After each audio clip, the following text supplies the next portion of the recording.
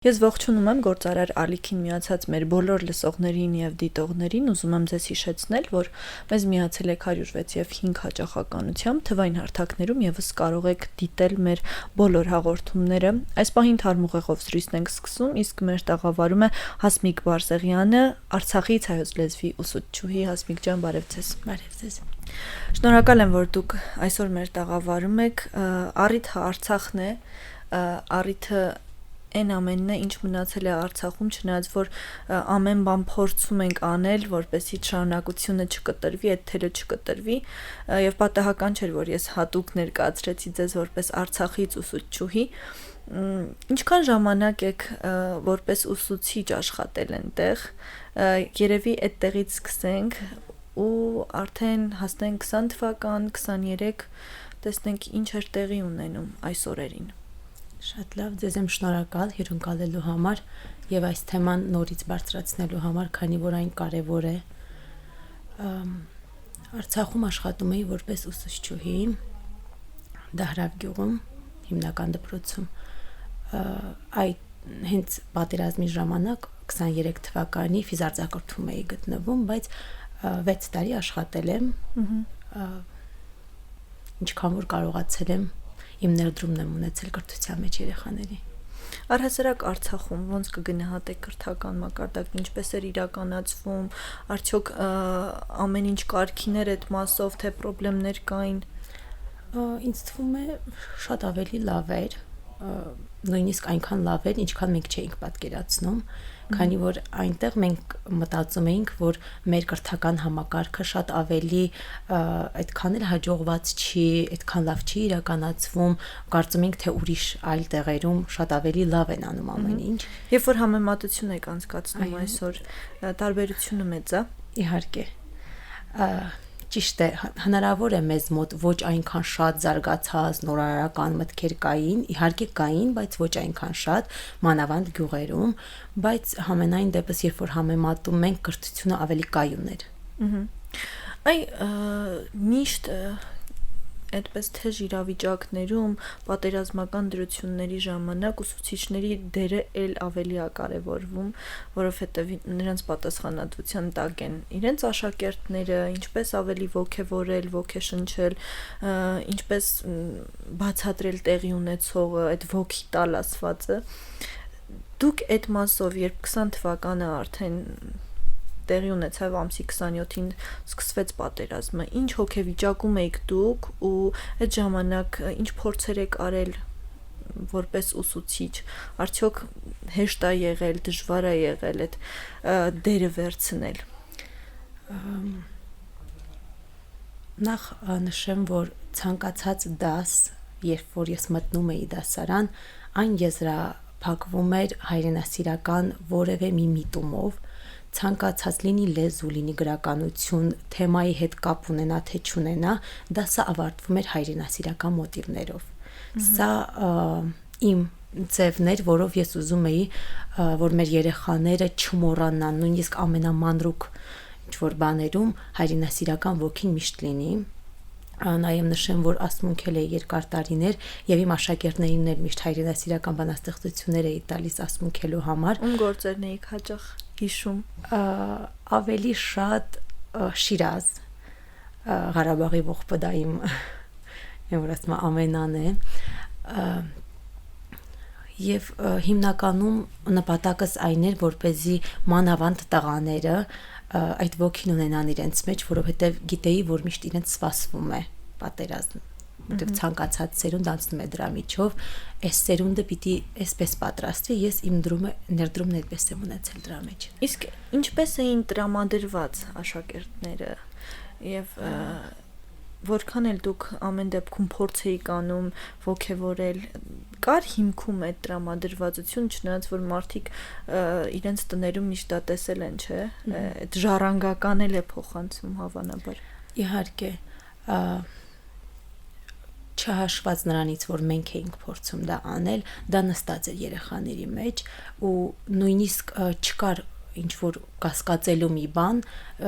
ինքը կասկածի երեխան պարտավոր է, թե ոչ։ Նրանք արդեն իսկ իրենց գենետիկայի մեջ ունեն այդ հատկությունը, որ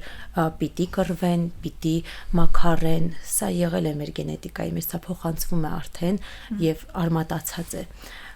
Իսկ 20 թվականին ես նույնպես ֆիզարձակորդում էի, առաջին բանը, որ տեղավորվելուց հետո արեցի, իմ աշակերտների մասին լուրեր իմանալներ, ինչպես նաև 23 թվականին ամանավանդ ինձ այնքան տպավորեցնա, որ իմ աշակերտներն էին փնտրում, տեսնեին ես որտեղ եմ, արդյոք ամեն ինչ լավ է։ Կապի խնդիր միշտ կար, չէ՞, այդ իհարկե, այստեղ հասնելուց հետո միայն կարողացանք իրար հետ կապ հաստատել, բայց հենց այդ ժամանակ ես հասկացա, որ ճիշտ էր իմ ներդրումը եւ ճիշտ ձևի ես ընտրել, քանի որ իմ աշակերտները եթե գիտեին իմ տեղը, հետաքրքրվում էին, ուրեմն ես ինչ որ արժեք ունեի որպես ուսուցիչ։ Դա իհարկե շատ կարևոր է։ Այ եւ 20 թվականի եւ 23 թվականի մասով արդյոք սպասում կար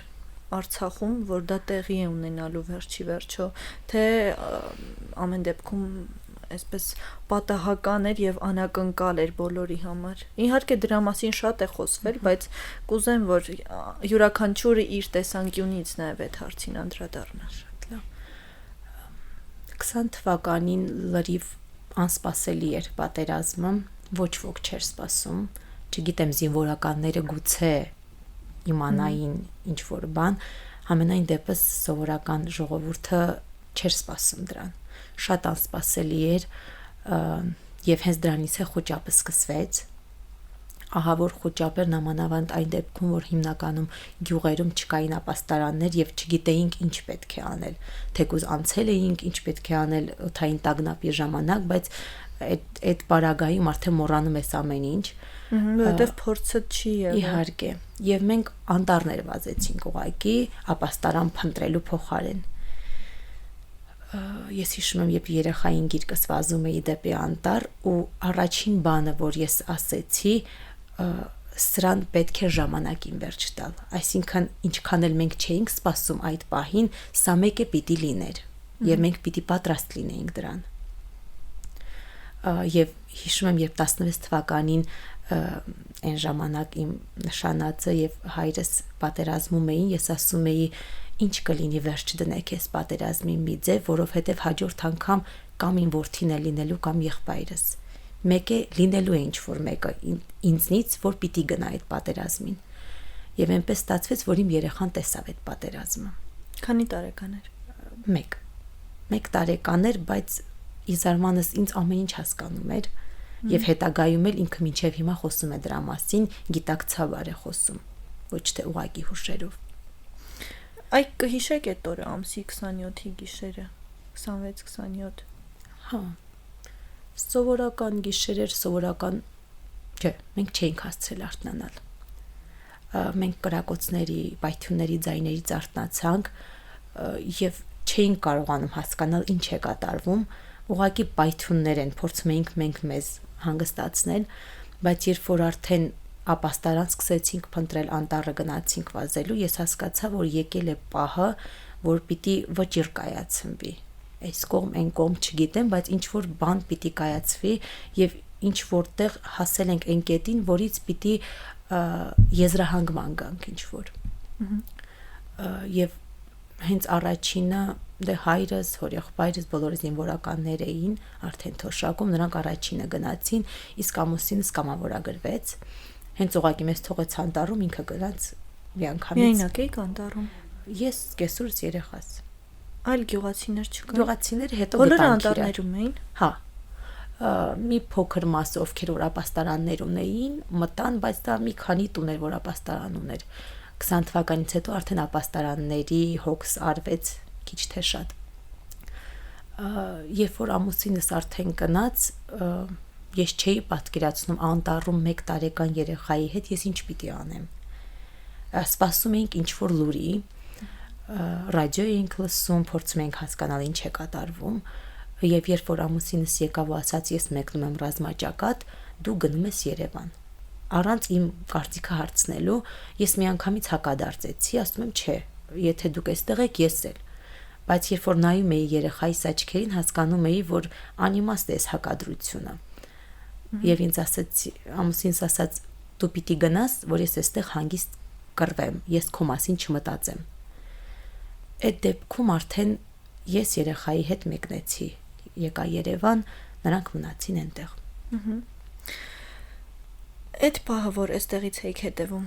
իրադարձություններին, այստեղ զգում էիք աջակցությունը հայրենակիցների կողմից, որովհետև 20 թվականից սկսած բոլորը միշտ փորձում էին ամեն ինչ անել, որ Արցախից եկած յուրաքանչյուրը իրեն միայնակ չզգա։ Համենայն դեպս իմ տպավորությամբ այդպես է եղել։ Դուք ձեր օրինակով կպատմեք։ Իհարկե, մենք ճանապարհ ընկանք առանց հասկանալու ուր ենք գնում։ Ուղղակի եկանք ապահով տեղ, թե դա որտեղ կլինի մենք էլ չգիտեինք։ Հարազատներ ունեիք այստեղ։ Հեռավոր հարազատներ ունեինք, բայց չենք սպասում, որ ինչ-որ մեկը պիտի այս պահին մեզ ընդունի։ Եվ այն էր լավ, որ իմ հայրիկի զինվորներից մեկը, ով մեզ հետ շատ մոտ էր, ինքը առանց նույնիսկ մեզ հարցնելու եկա մեր հետևից կես ճանապարհի մեզ վերցրեց, ասեց դուք մեր տանն եք մնալու։ Ես հոգալու եմ ցանկացած բան եւ հենց այդ աջակցությունը արդեն հանգստացրեց ինձ, որ ես ու երեխաս ապահով ձեռքերում ենք, մնում է ռազմաճակատի մասին մտածել։ Եվ այդ ամբողջ ընթացքում ես հիշում եմ, երբ լուրերով անընդհատ անուններ էին տալիս զոհերի, ամեն օր ես ամեն վայրկյան հետևում էի մեկ-մեկ կարդում, սպասելով, որ իմ ծանոթներից ինչ որ մեկի անունը կլինի։ Ավելի ցավալին այն էր, որ հորեղբորս տղայի անունը կար զոհերի մեջ, բայց Փառք Աստծո պարզվեց, որ նա ողջ է, ուղղակի շրջափակման մեջ էր, կարողացան հետո դուրս գալ։ Բայց այդ ընթացքում, երբ որ արդեն գյուղից սկսեցին վիրավորների եւ զոհերի անուններ լինել, եւ երբ տեքրս զոհվեց, այդ ժամանակ ես հասկացա, որ ամեն շրջանակն ավելի է նեղանում եւ ամեն ինչ ավելի է մոտենում իմ ընտանիքին։ Եվ հաջորդ կարող է լինել ամուսինս, հայրս, եղբայրս, իմ մտերիմները, եւ այդ ժամանակ արդեն քո կաշի վրա սկսում ես զգալ ինչ է պատերազմը։ Այդ ժամանակ, երբ որ քո ընտանիքից է արդեն զոհը, երբ որ դու ես կորուստ ունենում։ Հետո վերադարձը ինչպես եղավ։ Վերադարձը, երբ որ նոյեմբերի 9-ին իմացանք հրադադարի մասին, կարծես աշխարհը գլխի վայր շուռ էր եկել։ Մենք չէինք պատկերացնում ինչ իրավիճակ է այնտեղ, ինչպես պիտի գյուղը որ շրջանում էր, Ասկերանի շրջանում էր, Ստեփանակերտին շատ ավելի մոտ։ Չէինք պատկերացնում ինչ իրավիճակում պիտի այնտեղ ապրենք, բայց իհարկե տուն վերադառնալն էլ առաջին բանը, որ պատկերացնում էինք, ինչպես ենք վերադառնալու։ Երբ որ հայրս ու ամուսինս եկան մեզ տեսնելու, երբ որ վերես մենք այն անում, իրենք եկան, համոզվեցին, որ ամեն ինչ լավ է, մենք էլ իրենց տեսանք ու ասեցին հետ ենք վերադառնում, առանց ձեզ դեռ։ Ինձ համար դա անընդունելի էր, ինչպես թե առանց մեզ, չէ՞ որ մենք սպասում էինք դու գաք եւ տանեք մեզ։ Բայց հայրս առաջին ասաց, մենք դեռ ակնայում էին իրենք դիրքերը պահում, դեռևս ակնայում ոչ մի թուրք չկա։ Ես ինչպես իմ դիրքը հանձնեմ, թողնեմ ու ասեմ ես գնում եմ ընտանիքիս բերեմ։ Չէ՞ որ ես դեռ պահում եմ այդ դիրքը, դեռ իմն է նա։ Անկախ ստորագրություն։ Անկախ ստորագրություն, ես դեռ այնտեղ կանգնած եմ, ես պիտի պահեմ այնքան, մինչև այդ փոխողը գա, այդ թուրքը, ով որ պիտի գա եւ իմ աչքի առաջ այդ տարածքը իրեն հանձնել, ես դեռ չեմ հանձնել ոչ մեկին։ Ինչպես ես թողնեմ ու գնամ։ Գուցե դա այդպես էլ չի լինի։ Ինչու ես թողնեմ իմ դիրքը։ Գուցե չեն տա։ Էս հույսով։ Նրանք հետ վերադարձան, բայց ես հիշում եմ ինչքան էր իմ վիրավորանքը մեծ, որ ես հետ չեմ գնում։ Ինձ թվում էր ես էլ հետ չեմ գնա եւ չէի կարողանում հաշտվել այդ մտքի հետ։ Ու երբ որ նոյեմբերի 28-ն էր կարծում եմ, երբ որ մենք եկան մեր հետևից ու վերադարձանք, ես հիշում եմ այդ ադրբեջանական դրոշները, որոնք կախված էին արդեն Շուշիի մոտ, դրված էին, այնքան ցավ կար, երբ որ նայում էի,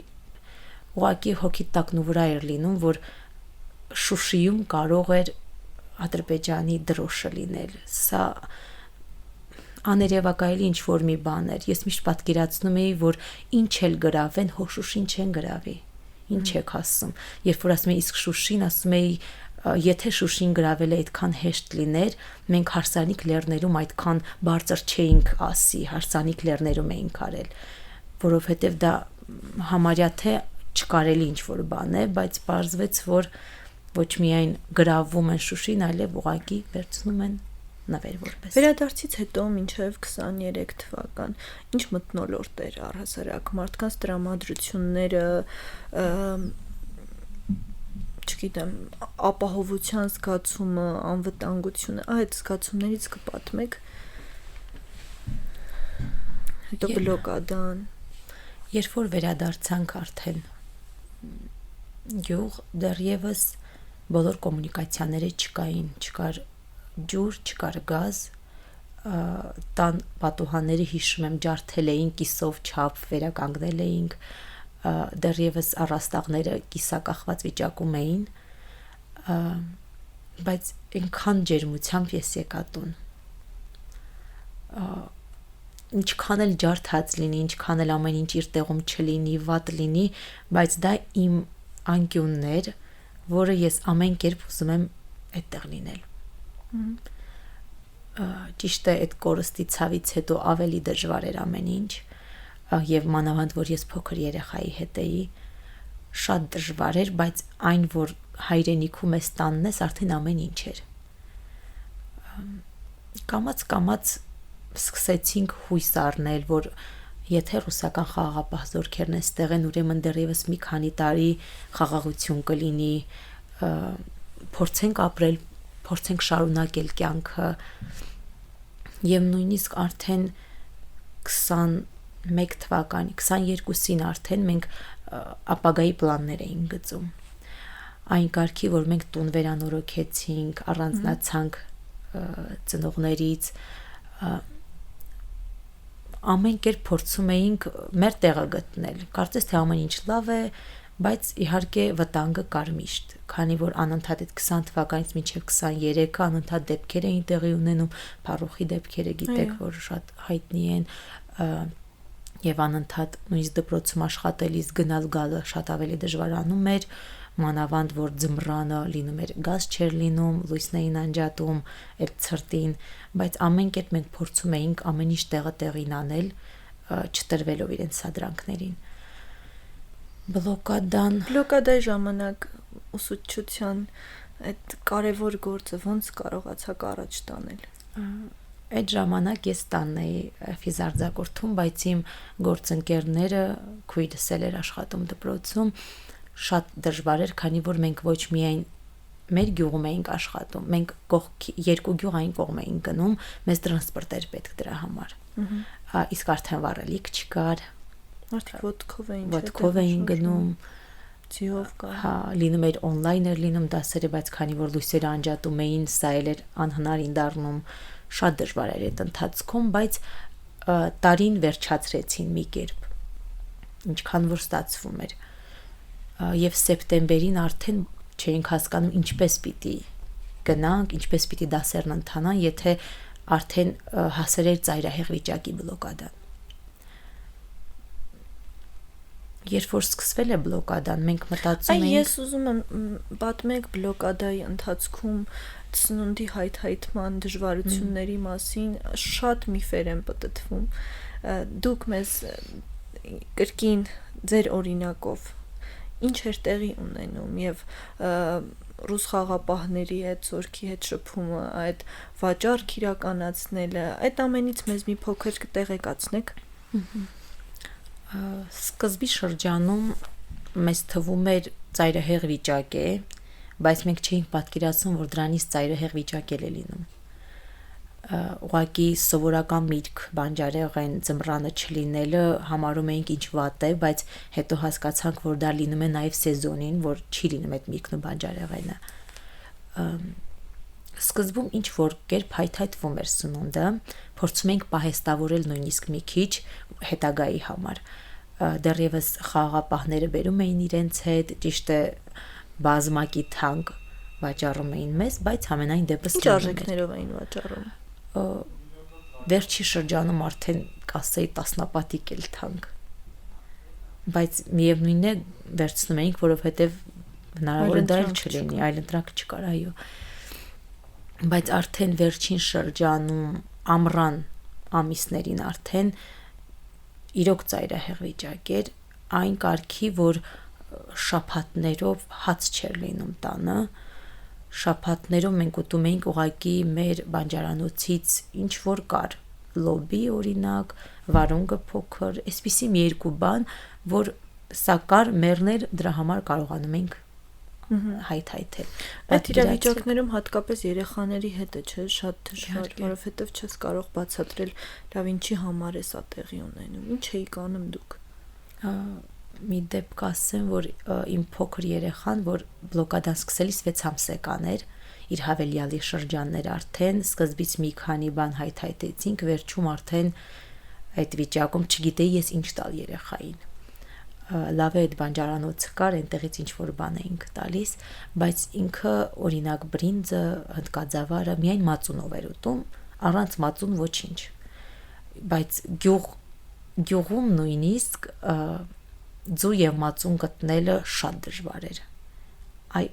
Այդքան ծանրացել էր վիճակը։ Ես խնդրել եմ մեր հարևանին, ասել եմ գոնե կես լիտր տաս, մի քիչ մածուն բերեմ, որ գոնե մի 3 օր կարողանամ ինչ որ բան տալ որ ուտի։ Ինքը այսպես ասած մնացածի փայից գողացավ, այսպես ասեմ, եւ տվեց ինձ մի լիտր, որ ես կարողանամ իմ երեխային ինչ որ բան տամ ուտելու։ Փառքաստո ես էլ կրծքով կերակրում էի, սա ամենաճիշտ որոշումն էր երևի։ Այդպես կարողացանք մի կերպ, բայց երբ որ հաց չկար եւ իմ 4 տարեկան երեխան անընդհատ պահանջում էր ինչ որ բան ուտել, կարծես թե բնազդաբար ինքը ավելի շատ էր ուզում ուտել։ Եվ ես անընդհատ ասում էի չկա, ինքը չէր հասկանում ինչպես չկա, չէր հավատում, բայց երբ որ դատարկ տեսնում էր արդեն խանութները, հասկանալի էր, որ իրոք ճիշտ եմ ասում եւ պիտի մի քիչ ավելի քիչ ուզի ինձնից։ Ձեր պատմությունից զատ կողքից ինչն է ամենաշատը տպավորել, որ հիշում եք մինչև հիմա այդ օրերի ընթացքում։ Բլոկադայից։ Այո։ Բլոկադայից ամենատպավորված բանը մահն էր։ Մարդիկ միշտ պատկերացնում են սովամահ լինելը, այդ բլոկադայի ծանր վիճակը, դա միայն կաշի ու ոսկոր մնացած մարդիկ են, մահերն են, եւ երբ որ ասում ենք ծանր է վիճակը, նրանք պատկերացնում էին, որ եթե դու դեռ միս ունես քեզ վրա, ուրեմն դեռ լավ ես, բայց այդպես չի։ Մենք հյուծվում էինք կամաց, եւ երբ որ գրանցվեց մահ, սա արդեն ազդակեր։ Այդ օրը ինչ սարսափելի էր։ Իհարկե սա ազդակեր ու արդեն երբ որ դու ես պատկերացնում, որ հաջորդը կարող է քո երեխան լինել, արդեն գժվել կարելի էր, որովհետև մահը կամաց մոտենում էր մեզ։ Եվ երբ որ փորձում էինք հասկանալ, բա ձմռան ինչ, մենք պատրաստվում էինք շատ ծանր ձմռանը, փայտ էինք հայթայթում, ինչ որ բաներ էինք, լոբին չորացնում էինք, որ գոնե դա լիներ։ Այսինքն այդ ժամանակ նույնիսկ ձեր մտքում չկար, որ որևէ կերպ դուրս գալ։ Ոչ մի կերպ։ Ես երբ որ ասում էին, կային մարդիկ, որ հիվանդության պատճառներով ռուս խաղաղապահների հետ դուրս էին գալիս, ոմանք նույնիսկ լինում էր դեպքեր, որ ձևակերպում էին որպես հիվանդություն, երբ որ մեզ հարցնում էին դուք կարող եք այստեղից մեր բարեկամները ինչ որ կերպ այդ ձև դուրս գալ, ես սա դավաճանություն էի համարում, չգիտեմ ինչու, չմեղադրելով նրանց, որովհետև եթե շանս ունեն, գուցե իրենք ավելի ճիշտ են, չգիտեմ, բայց միշտ ասում էի մինչև թուրքը չգա, իմ տանը չկանգնի, ես ոնց թողնեմ իմ տունը եւ գնամ։ Ես սա դավաճանություն եմ համարելու իմ կողմից։ Եվ այդպես չէի պատկերացնում ոնց։ Ամսի 19-ից կպատմեք։ Ամսի 19-ը ճիշտն ասած սպասված էր։ Հենց բլոկադայի կեսից արդեն, երբ որ հասկացանք, որ սա ուղղակի ճանապարհ փակել չէ, հասկանալի էր, որ ինչ որ պահ գալու է պատերազմի։ եւ սառը ուղեղով էի միշտ այդ մասին խոսում, ինձ ասում էին ոնց ես այդքան սառը վերաբերվում դրան, ասում էի ես փաստերն եմ իրար մոտ դնում, սրա վերջը պիտի լինի կամ մեր բնաջնջումը, կամ մեր տեղահանությունը, կամ մեր հաղթանակը, որը ավելի ցանկալի էր մեզ համար։ Բայց տեսանելի չէր, որ հնարավոր է երրորդ տարբերակը լինի։ Տեսանելի էր սկզբում։ Եթե նրանք ճանապարհը փակեին եւ սկզբից էլ հենց պատերազմ սկսեին, ես համոզված եմ, որ մենք ավելի երկար կդիմադրեինք եւ հնարավոր է մեր երկար դիմադրելու արդյունքում մեր օգնությունը գար։ Ես այդ հույսով էի, որ եթե մենք դիմադրենք, մենակ չենք մնա։ Եվ հենց բլոկադային դիմադրելով կարծում էի, թե մենք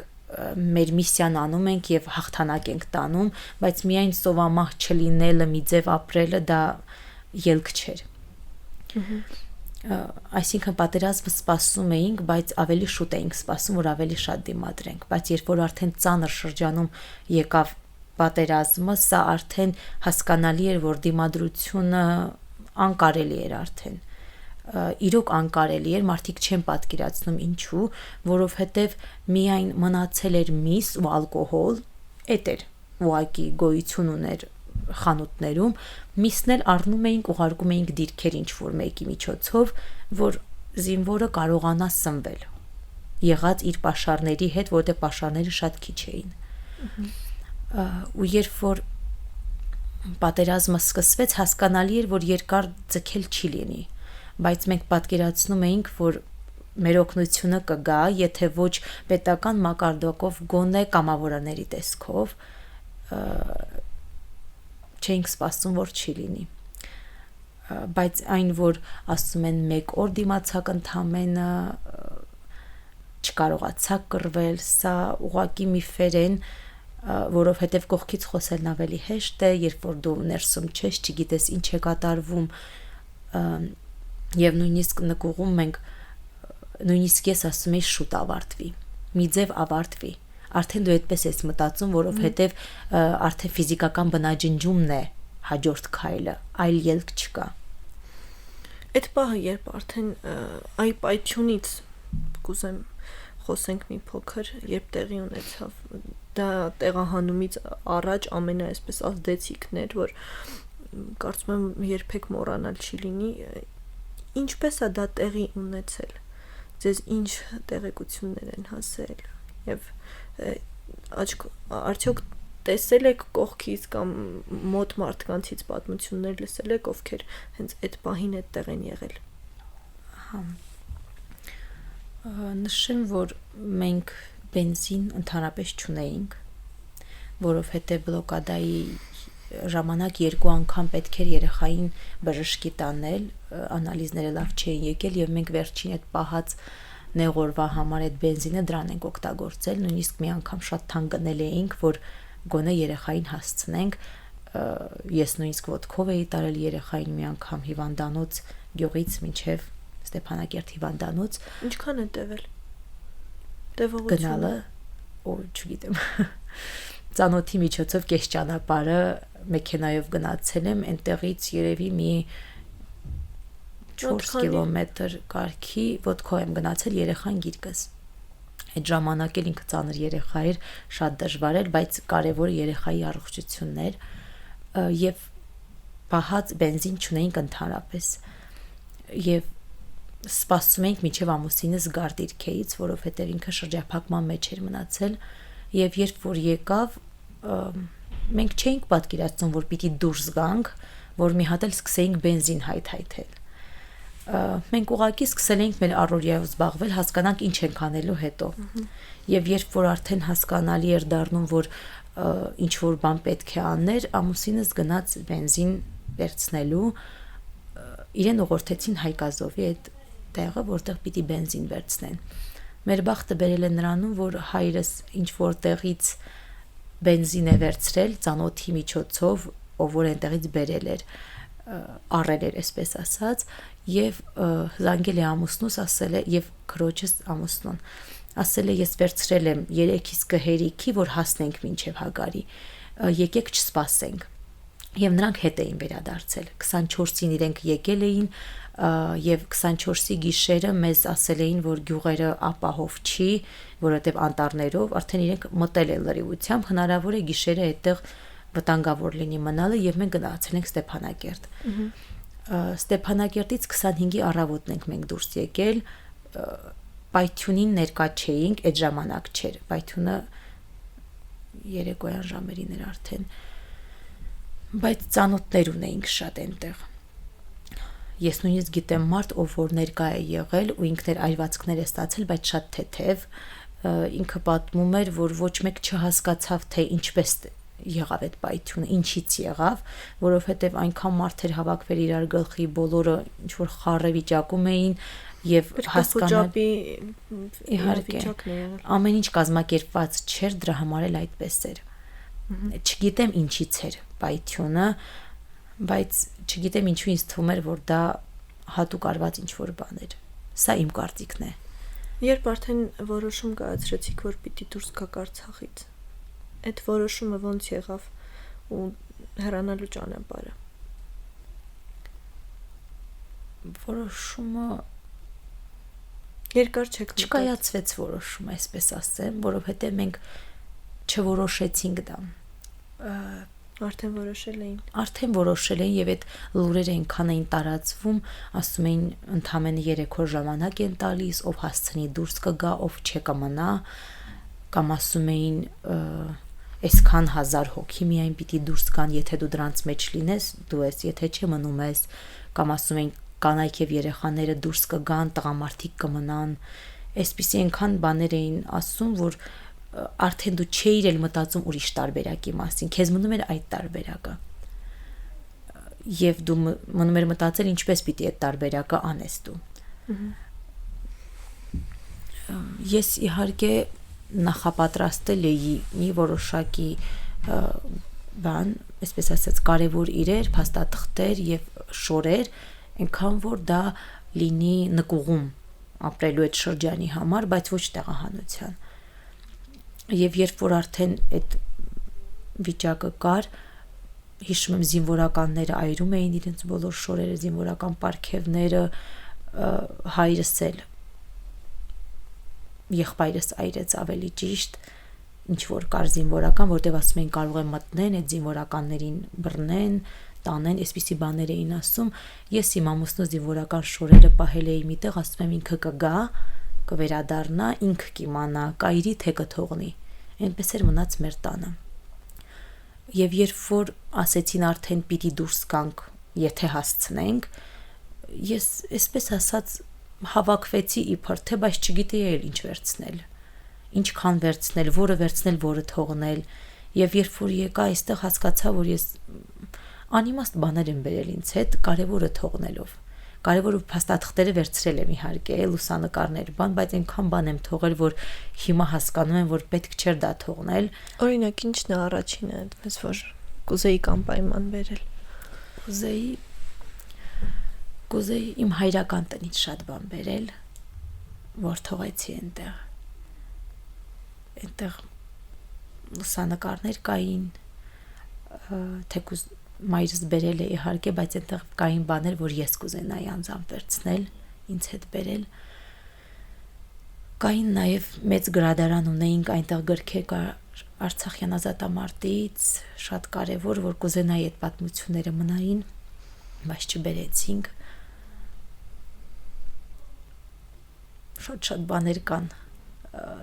այնտեղ ինչ որ ձևավոր նկարներ, հուշեր կային, ինչ որ թողեցի ինձ, ես պատկերացնում էի, մենք մեկա հետ ենք գալու, անիմաստ է այսքանը տանել ինձ հետ, կամ մտածում էի մի քանի բան վերցնեմ, մտածում էի, որ մենք ուղակի կգնանք փողոցներում 2 օր կանցկացնենք, հետ կգանք, այսպիսի մի ինչ որ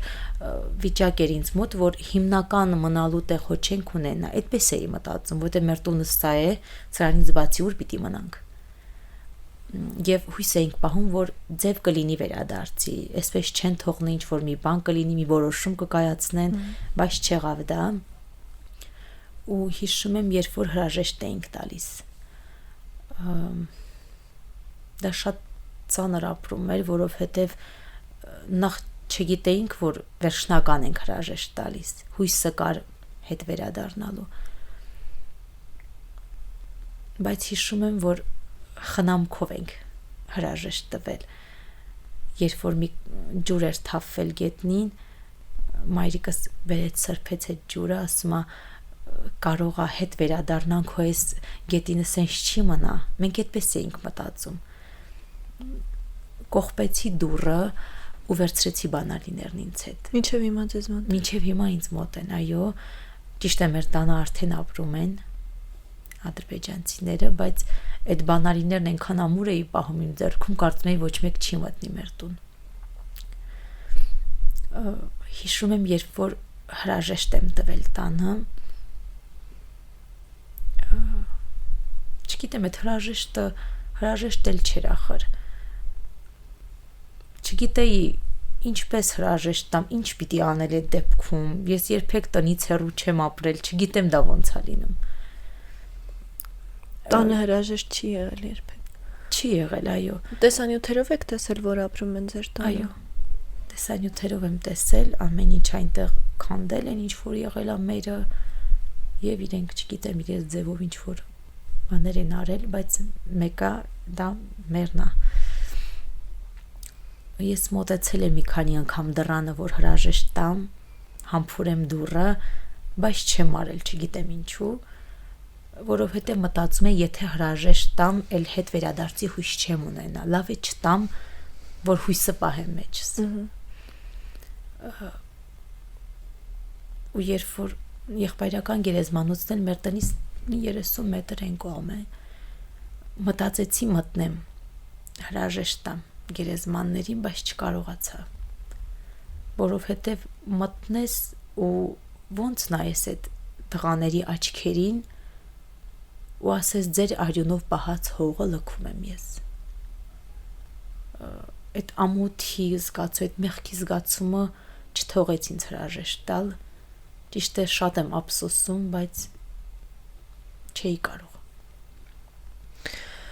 Ինչպես եք այստեղ շարունակում կյանքը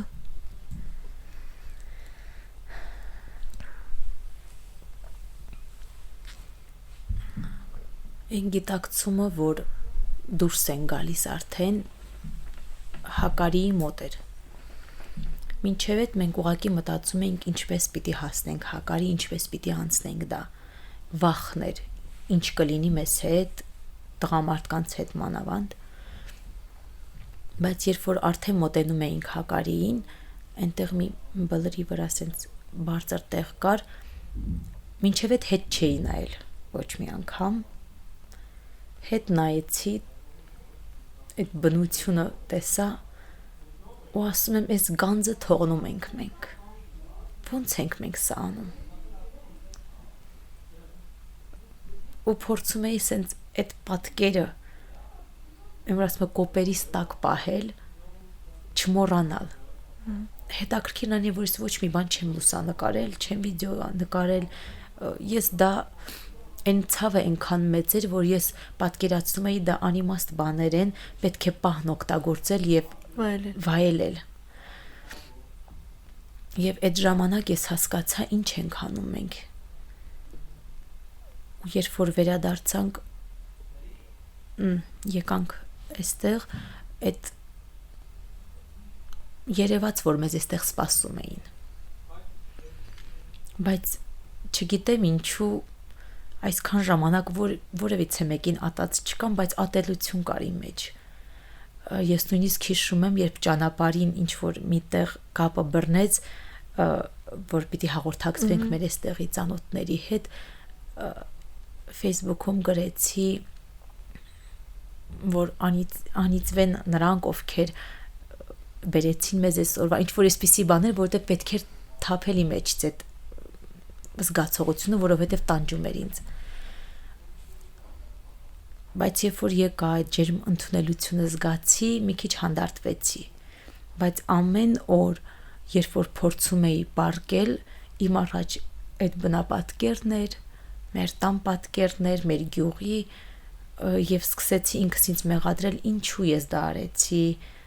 բայց մի կողմից էլ հասկանում էի ինչու արեցի, որովհետև ֆիզիկական բնաջնջումն էր մեզ սպառնում եւ այն աստիճանի, որ ես հիշում եմ նկուղում ինչպես էի դռան առաջ էինք մենք նստած, հավաբուն էր ինչ նկուղ։